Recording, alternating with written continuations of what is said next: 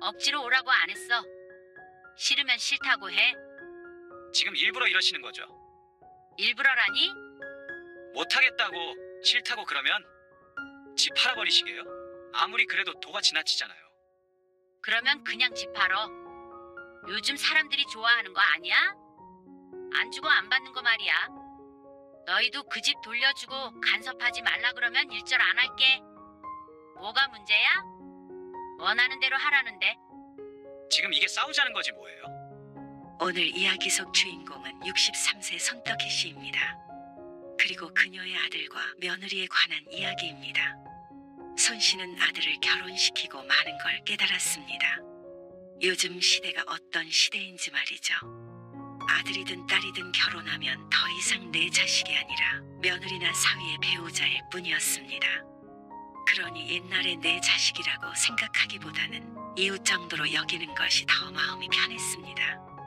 결혼한 직후 자식돌이를 강요하지 말라며 거리를 두던 아들과 며느리. 그래서 여러 사건들 이후로 자식들이 원하는 대로 해주자 싶었는데 정작 그런 아들 며느리는 부모의 금전적인 지원을 당연한 것으로 여겼습니다. 도움이 필요할 땐 가족, 필요 없을 땐 남이라는 아들 며느리가 괘씸해서 손 씨는 그대로 휘둘리고 싶지 않았습니다. 그래서 손절해버리기 전에 복수를 계획하게 되었습니다. 손 씨 부부는 아들이 하나 있었습니다. 딸이 하나 더 있었으면 했지만 아들 하나로 만족하며 살았습니다. 훗날 생각해보면 그때 역시 딸을 하나 더 낳았어야 했나 싶었죠. 하나 있는 아들 잘 키우기 위해 노력했습니다. 그리고 아들도 잘 커졌다고 생각했습니다. 아들의 이름은 구영석입니다. 오래 공부하다가 나이 30에 취직한 아들. 그리고 취직한 지 얼마 되지 않아서 3년간 연애했던 여자친구와 결혼하겠다고 했습니다. 좀 더 자리 잡으면 하는 게 좋지 않을까? 아들이 스스로 돈을 벌기 시작한 지 1년도 안 된 상태였습니다. 아직 늦은 나이도 아니니 조금 기다렸다가 하길 바랐습니다. 이미 3년이나 만났어요. 취직하면 결혼하기로 약속했고요. 결혼 자금이라도 마련하고 나서 하는 게 맞지 않냐? 같이 벌면 돼요. 아들은 손 씨 부부의 우려에도 결혼을 강행했습니다. 어차피 할 결혼 지금 하나 1년 뒤에 하나 똑같다며 말이죠. 아이고, 어째 그럼. 그렇게 꼭 하겠다는데 시켜야지. 남편은 골치 아파하면서도 그러라고 했습니다. 애도 아니고 30이나 먹었는데 어련히 알아서 살겠어. 하지만 정작 손 씨 부부는 아들의 여자친구를 본 적도 없었습니다. 3년이나 사귀었는데 말이죠. 어쩌면 그것부터 이상하다고 생각해야 했을지도 몰랐습니다. 한두 해 만난 것도 아닌데 이름만 겨우 알고 있었습니다. 결혼은 아직 몇 년 남았다고 생각했기에 손 씨도 신경 쓰지 않았는데 그 여자친구가 손 씨의 며느리가 되는 것이었습니다. 얼굴이나 좀 봐야 하지 않겠어? 그러니까 어떤 사람인지 만나보지도 않았잖아. 아, 곧 데리고 올게요. 아들은 한참 뒤에 여자친구라며 며느리를 데리고 왔습니다. 아들보다 1살 어렸고 예쁘장한 외모의 말수는 없었습니다. 그래서인지 첫 만남은 1시간 만에 끝이 났습니다. 과일이라도 먹고 가지. 식사를 마친 뒤에 손 씨가 과일을 내오려고 일어나자 아들과 예비 며느리도 함께 자리에서 일어났습니다. 그런 아들네를 남편이 붙잡았는데 아들이 고개를 저으며 대답했습니다. 아니에요. 집에 데려다줘야 해서. 먼저 일어날게요. 그리고 그 옆에서 예비 며느리는 말없이 고개만 살짝 숙였습니다. 그래. 그럼 다음에 보자. 그래도 첫 만남이기에 이런저런 물어보고 싶은 것도 있었고 좀 더 가까워지고 싶은 마음이 있었습니다. 그런데 식사만 하고 일어나 버린 아들과 여자친구. 빨리 가봐야 한다기에 손 씨는 다음을 기약했습니다.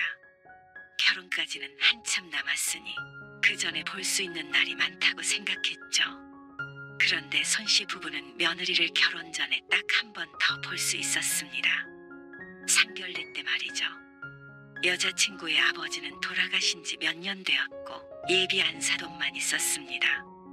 그리고 혼자 딸을 키우느라 결혼 자금을 보탤 여력이 없다고 했습니다. 그러면 저희 집 옆동에 아파트가 한 채 더 있는데요. 거기서 살게 하심이 어떠실까요? 손 씨가 조심스럽게 운을 띄우자 사돈은 크게 기뻐했습니다. 아유, 그렇게 해주시면 저는 정말 감사하죠. 이달에 세입자가 나가는데 그때 리모델링만 조금 해서 들어가면 될 것 같아요. 그래서 리모델링과 다른 결혼 자금은 아들네가 알아서 하기로 하고 상견례는 끝이 났습니다. 내심 집을 해줘야 하나 생각은 하고 있었지만 실제로 그 집을 통째로 내줄 줄은 몰랐습니다. 아들이 미리 사돈네 형편에 대해서 언지를 주지 않았기 때문에 막연히 반식하면 되지 않을까 생각하고 있었죠. 좋은 게 좋은 거지. 그렇다고 손 씨도 집을 준 것이 불만은 아니었습니다. 결혼하고도 가까이 살면 좋지 않겠나 싶었습니다. 큰 평수의 집은 아니었지만 신혼생활하기에는 딱 좋은 집이었습니다. 같이 저녁 식사나 한번 할까? 상견례가 있은 지 한 달 정도가 되었을 때 손 씨의 남편이 아들에게 전화를 했습니다. 이제 가족이 될 사이니까 예비 며느리도 한 번 더 보고 싶었습니다. 하지만 아들은 난처하다는 듯이 중얼거렸습니다. 저녁 식사요. 좀 그런데. 언제 식사하는 건지 묻지도 않고는 좀 그렇다며 꺼리는 아들. 이런 반응이 돌아올 줄은 몰라서 남편도 당황을 했죠. 시간이 없어? 결혼 준비로 좀 바쁘네요. 그러냐? 알았다. 나중에 연락드릴게요. 그 뒤로 손 씨 부부는 아들을 몇 번 보았지만 며느리는 볼 수 없었습니다. 그리고 결혼식 당일이 되어서야 만났기 때문에 며느리와 시부모 사이가 되기까지의 만남은 단 2번뿐이었습니다. 다들 이렇게 자식을 결혼시키나 싶었습니다. 주위에 보면 자식의 여자친구나 남자친구와 함께 자주 만나는 지인들도 있고 사위와도 가깝게 왕래하는 친구도 있었습니다. 그러니 손 씨가 흔한 경우는 아닐 것 같았습니다. 여기서부터 무언가 잘못됐다는 것을 느꼈어야 했습니다. 하지만 아들이 결혼한 뒤로도 손 씨 부부는 며느리와 좀 더 가까운 사이가 될 수 있을 거라는 환상을 가지고 있었습니다. 그야말로 환상뿐이었지만 말이죠. 어서 와. 피곤하지? 잘 계셨어요? 그럼 너희는 잘 갔다 왔니? 아들 내외가 신혼여행에서 돌아온 날 편한 차림으로 아들과 며느리가 손 씨의 집으로 찾아왔습니다. 집에 들렸다가 온 모양이었습니다. 아들 내외가 거실에 앉았습니다. 여행은 재미있었어? 네. 엄청 예쁘더라고요. 손 씨 부부와 아들 내외는 10분 정도 신혼여행에 대해서 이야기를 나누었습니다. 그리고 시간이 6시가 넘어가자 손 씨가 자리에서 슬쩍 일어나며 물었습니다. 출출하겠다. 밥 먹어야지. 아들 내외 온다고 오후 내내 준비를 했습니다. 전에 며느리가 왔을 때 잘 먹던 반찬들과 아들이 좋아하는 반찬들을 시간 맞춰 요리해 두었습니다. 그런데 손 씨가 부엌으로 향하는데 아들이 그런 손 씨를 말렸습니다. 아니요. 밥은 안 먹고 가려고요. 뭐? 왜? 오늘은 저희끼리 외식하기로 했거든요. 같이 외식을 하자는 것도 아니었고 아들은 유독 저희끼리라는 말을 강조했습니다. 손 씨가 당황하며 서 있었고 남편도 기분이 썩 좋지 않아 보였습니다. 엄마가 너희 온다고 준비 많이 했어. 당연히 같이 먹을 줄 알았는데. 보통은 신혼여행 후에 돌아와서 부모 집에 오면 같이 식사 한 끼 정도는 하지 않나 싶었습니다. 그래서 당연히 푸짐하게 준비했는데 이럴 줄 알았으면 미리 물어볼 것을 하고 후회했습니다. 따로 예약해둔 식당이 있어서요. 나가서 먹고 집에 가서 좀 쉬려고요. 아들은 손 씨가 준비를 했든 말든 아랑곳하지 않는 듯 보였습니다. 손 씨는 서운한 표정을 감추기 힘들었지만 그걸 신경 쓰는 사람은 남편뿐이었습니다. 그럼 저희 가볼게요. 그리고 며느리는 그 옆에서 또다시 고개만 숙였습니다. 아들과 며느리가 돌아간 뒤에 손 씨는 허탈한 기분으로 거실에 다시 앉았습니다. 저 음식들을 다 어째? 괜히 고생했네. 물어나 볼 걸 그랬어. 상심한 듯한 손 씨의 어깨를 남편이 툭툭 두드렸습니다. 우리끼리 맛있게 먹으면 되지. 손 씨도 자리를 털고 일어났습니다. 그리고 교훈 하나를 얻었습니다. 자식과 무엇하든 꼭 사전에 물어봐야 한다는 것. 또 자식이 당연히 밥을 먹고 가지는 않는다는 것. 어쩐지 손씨가 상상했던 관계와는 동떨어지는 기분이었습니다. 하지만 손씨는 며느리와 잘 지내보고 싶었습니다. 아들 며느리가 둘셋이 있는 것도 아니고 하나밖에 없었으니 말이죠. 그런데 그게 좀 힘들 것이라는 것은 첫 명절에 느끼게 되었습니다. 명절까지는 코빼기도 볼 수 없었고 명절이라고 와서는 며느리는 방에만 틀어박혀 있었습니다. 차례 음식을 차릴 일은 없었지만 함께 오순도순 얘기도 나누고 식사도 하고 싶었습니다. 수연아, 준비 다 됐다. 나와서 밥 먹어. 아들이 며느리가 들어가 있는 방문을 빼꼼히 열고 며느리를 불렀습니다. 방 안에서도 숟가락 놓는 소리가 날 텐데 밥상이 완전히 차려질 때까지 며느리는 나오지 않고 있었습니다. 영석아, 이것 좀 놔.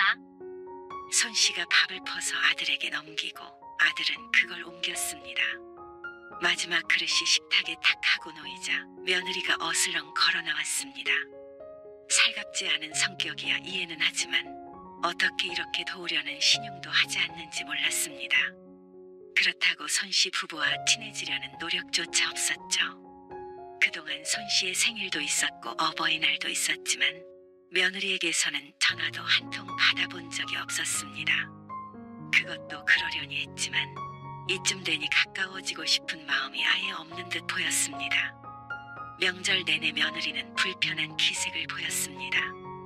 며느리에게 말을 걸어도 단답밖에 돌아오지 않았습니다. 그렇다 보니 손씨 부부도 무척 어색했고 대화를 이어갈 의지가 점점 사라졌습니다. 그런 분위기도 읽지 못하는지 아들만 속없이 떠들었습니다. 명절이 끝나고 나중에 아들에게 전화를 걸어묻자 아들은 태평하게 대답했습니다. 그럴 수도 있죠. 그럴 수가 있다고? 네. 며느리니까 시부모님이 불편할 수밖에 없지 않을까요? 그걸 몰라서 물은 게 아니었습니다. 불편한 게 당연한 건 알고 있었지만 태도가 문제였습니다. 불편해도 가족이니까 더 대화도 나누고 그래야 하는 거 아니니? 그렇게 말도 없이 뚱하니 있다가 가니까 할 말도 더 없고 엄마랑 아빠는 민망해서 혼났어. 그래도 이해해주세요. 요즘엔 다들 그래요. 그렇다고 뭐라고 하시면 며느리 다시는 안 오죠. 기가 막힌 대답에 할 말을 잃었습니다. 허하고 한숨을 쉬자 아들이 말을 이었습니다. 차차 괜찮아지겠죠. 그래도 수연이한테 네가 말 좀 해. 아무리 그래도 시집에 왔으면 방에 들어가서 안 나오고 그러는 건 예의가 아니라고. 일은 안 해도 나와서 같이 얘기는 해야지.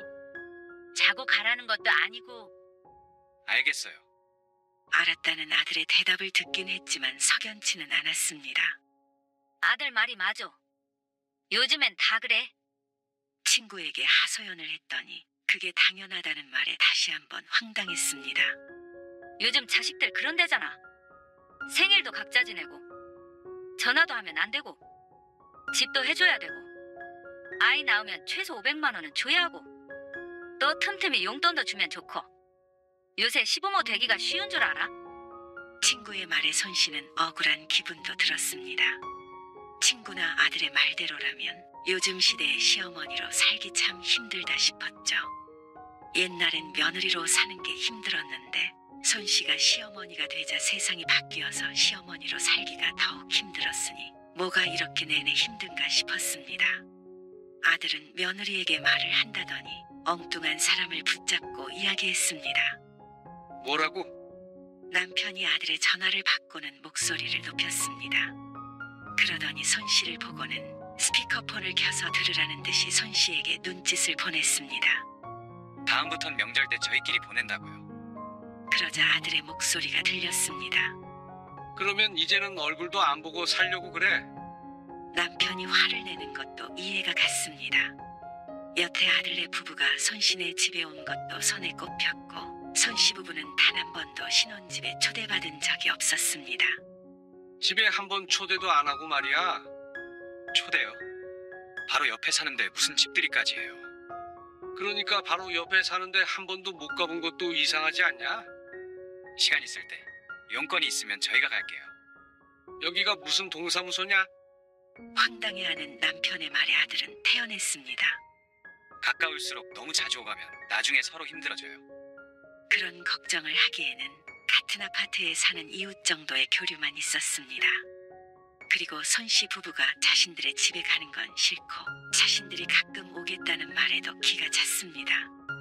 엎어지면 코 닿을 곳에 사는 자식 얼굴 보기가 길가다 연예인을 만나는 것보다도 힘들었습니다. 참, 그래라 그러면 마음대로 해. 남편이 마음이 상해서 전화를 끊었습니다. 그러자 서운해하지 말라고 메시지가 왔지만 손씨 부부는 그 메시지를 보고 한숨을 쉬었습니다. 그래도 결혼 전에는 아무리 못 봐도 한 달에 한 번은 봤었고 전화도 1, 2주에 한 번씩은 했었는데 이게 내 자식이 맞나 싶었습니다. 하지만 아들 내외가 이런 생각을 가지고 있다면 손씨도 차라리 안 오고 안 가는 게 마음이 편할 것 같았습니다. 이미 한 가족이라는 느낌을 갖기는 힘들 듯하니 말이죠. 그래서 손씨도 아들네에게 함께 식사하자고도 하지 않았고 명절에 오지 않아도 그러려니 하려고 노력했습니다. 그래도 이때까지는 아들에게 섭섭한 것이었지 다시 안 보고 살 사이가 될 생각은 없었죠. 그러던 어느 날 급성위염으로 손씨가 병원에 입원하게 되었습니다. 당신은 출근해야 되니까 얼른 가. 내일 올게. 아니야. 뭘 와? 왔다 갔다 피곤하게. 이제 별로 아프지 않으니까 그냥 집에 있어. 나도 여기서 혼자 쉴 테니까. 입원하고 이틀 내내 퇴근 후에 온 남편을 손씨가 보냈습니다. 사실 큰 병에 걸린 것도 아니었기에 간병이 필요하진 않았습니다. 앞으로 4, 5일 정도 더 있다가 퇴원하면 됐죠.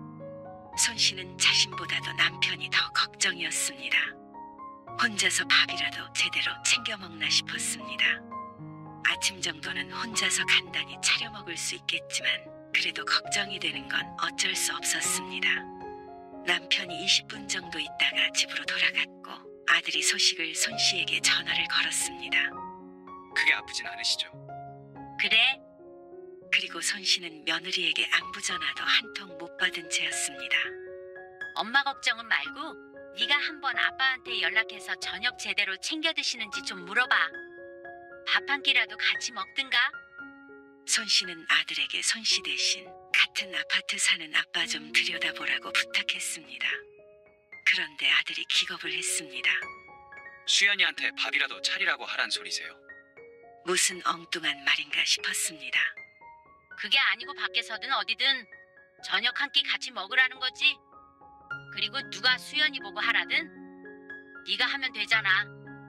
아니, 아빠는 혼자 식사도 못 챙겨 드세요.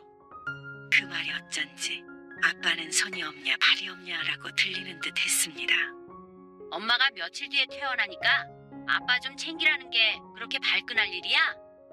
그니까 며칠 뒤에 퇴원하시는데 왜 굳이 저한테 그런 말을 하세요? 기가 차서 손씨가 헛웃음을 지으며 아들에게 대꾸했습니다. 아니, 너희 보고 아빠를 너희 집에서 주무시게 하라는 것도 아니고 몇 끼 차려서 바치라는 것도 아니고 혼자 있으니까 신경 좀 써달라고 한 게 어려운 일이야? 너무한 거 아니니? 만약에 입장을 바꿔서 손씨나 남편이었다면 기꺼이 아들이든 며느리든 챙겨줬을 것이었습니다. 그게 당연하다고 생각했습니다. 하지만 자식에겐 그게 전혀 당연하지 않은 일인 것 같았습니다. 어쩌면 이렇게 냉정하고 부모 생각을 안 해주는 자식이 있나 싶었습니다. 결혼해서 자신의 가정에 충실한 건 알겠지만 그렇다고 해서 부모와의 가족 관계가 사라지는 것이 아니었습니다. 펄쩍 뛰는 아들에게 손씨는 큰 실망을 했습니다. 이런 게 뭐가 부모고 뭐가 자식이란 말인지. 손씨는 이제서야 정신을 차렸습니다. 여태껏 그 끈을 놓지 못하고 있던 건 손씨 부부뿐이었던 같았습니다. 그래, 됐다. 너한테 그런 부탁 안 할 테니까 그렇게 질색할 것 없어. 다시는 연락 안 할게. 그리고 손씨는 아들이 원하는 대로 해줬습니다. 퇴원 후에도 절대 먼저 연락을 하지도 않았고 아들네를 부르지도 않았습니다. 그냥 얼굴만 아는 이웃처럼 그렇게 지냈습니다. 실제로 아파트 단지 내에서 오며 가며 가끔 마주칠 때에도 그저 눈 한 번 마주치고 지나칠 뿐이었습니다. 처음엔 손 씨의 냉랭한 반응에 당황하던 아들도 포기했는지 아니면 그게 더 편했는지 대면대면하게 지내게 되었습니다. 남들이 봤다면 부모 자식 관계인 줄은 알 수도 없었습니다. 그리고 그마저도 생활 시간이 다르기 때문에 그렇게라도 마주칠 일은 거의 없었죠. 그렇다고 할 말 못하고 끌려다니면 안 돼. 네가 말 못하면 남편 통해서라도 분명히 전달해. 그렇지 않으면 평생 시집살이 한다. 그런데 어느 날 늦은 저녁, 쓰레기를 버리러 나갔던 손 씨가 익숙한 목소리를 들었습니다. 시간이 꽤나 늦었기에 주변에는 사람이 보이지 않았습니다. 잠도 안 오고 해서 박스 하나를 덜렁 들고 나왔던 것인데 분리수거장에서 며느리를 마주칠 줄은 몰랐습니다. 며느리는 한 손에는 큰 바구니를 들고 있었고 어깨에 휴대폰을 낀 채로 분리수거를 하며 통화를 하고 있었습니다. 손 씨가 그 자리에서 걸음을 멈춰섰습니다. 그리고 누군가 다가온 것도 모른 채 며느리가 떠들어댔습니다. 아니, 그런 말이 아니야. 당연히 받을 건 다 받아야지. 그 다음에 세게 나가야 돼. 나도 지분 받았지. 그러면서 한 손으로는 바구니에서 쓰레기를 하나씩 꺼내버렸습니다. 같은 아파트 살긴 하는데 좀 멀리 이사 가려고. 불편해서 안 되겠어. 명의는 아직 시부모님으로 돼 있는데 이사 가면서 우리 명의로 바꾸기로 했어. 아니, 당연히 남편이 말하는 거지. 며느리가 이렇게 길게 이야기하는 모습도 처음 보았기에 무척 생소했습니다. 그동안 손 씨 집에 오면 입만 꼭 다물고 있었던 것도 본 모습이 아닌 것 같았죠. 기가 막혀서 당장 가서 따지고 싶었지만 손 씨는 걸음을 돌렸습니다. 그리고 밤새 뒤척이며 이걸 어떻게 해야 할지 고심했습니다. 남보다 못한 사이가 바로 이런 사이가 아닐까 싶었습니다. 남이라면 예의라도 차리는데 아들 며느리는 그럴 생각조차 없는 것 같았습니다. 이러면서 집을 받기 위해 손 씨와 같은 아파트로 이사 온 것도 괘씸하고 얄미웠습니다. 어쩌다가 이런 며느리를 받는지 몰랐습니다. 그렇다고 온전히 며느리 때문이라고 생각하지도 않았습니다. 손뼉도 마주쳐야 소리가 나는 법이니 말이죠. 그동안 아들이 했던 말들이 떠올랐습니다. 그것도 아들의 진심이었겠죠. 다음날 손 씨는 아들과 며느리를 집으로 불렀습니다. 바쁘다는 걸 중요한 말을 해야 한다며 억지로 오게 했습니다. 불만이 가득해 보이는 표정을 못 본 척하고 손 씨가 말했습니다. 너희 살고 있는 집 말이야. 그거 팔아야겠다. 사정을 전해들은 남편은 옆에서 굳은 표정으로 앉아 있었습니다. 그리고 아들과 며느리는 눈이 금방이라도 튀어나올 것 같았습니다. 팔다니요? 저희는 팔 생각이 없는데요. 아니, 엄마가 지난번에 아프면서 든 생각이야. 이제 우리도 나이 들고 아플 일만 남았는데 그때 자식한테 기대기보다는 우리 노후는 우리가 책임지려고. 너희 부담 안 가게. 그런데 그러려면 노후에 쓸 돈이 있어야 하잖아. 그렇다고 저희한테 주신 집을 팔아요? 준 게 아니고 자리 잡을 동안 살라고 한 거지. 근데 너희도 거리를 두고 사는 걸 원하는 것 같아서 서로 왕래하지 않고 이웃처럼 살자며 남처럼. 그러면 우리도 재산은 좀 있어야 되지 않겠어? 그러자 아들이 잠시 말문이 막힌 듯 어버버거렸습니다. 아니, 그런 게 아니고 갈등 없이 잘 지내려고 한 소리지 그런 뜻이 아니잖아요. 어떻게 남이에요, 우리가. 그런데 이렇게 마음대로 얼굴도 못 보는 사이에 우리 노후를 너희가 신경이나 쓰겠니? 자식이 도움이 안 될 것 같으니까 우리도 그럴 수밖에 없어. 당연히 신경 쓰죠. 그리고 자식이 도움이 왜 안 돼요? 자식 말고 누가 부모를 챙긴다고요?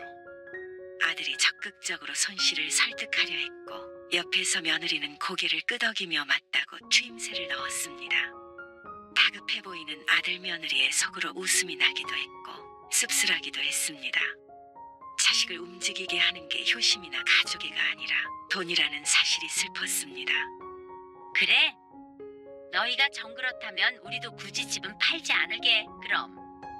그러자 아들이 안심한 듯 가슴을 쓸어내렸습니다.